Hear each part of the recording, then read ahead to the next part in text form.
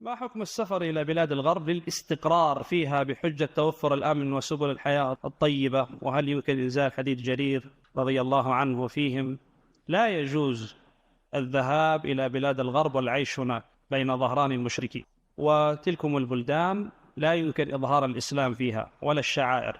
وأنا زرتها وشفت ورأيت بعيني المسلمون يعيشون في بلاء، لا يقيمون شعائر الدين، الأذان غير مرفوع، لا يستطيع أن يتكلم عن التوحيد والولاء والبراء والجهاد، لا يستطيع حتى أن يظهر ذبيحته يوم العيد، ممنوع.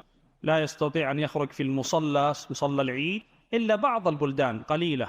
ورأيت من البلاء الشيء الكثير. ولدك إذا ما درسته التوحيد وعلمته السنة، ما فائدة هذا الولد؟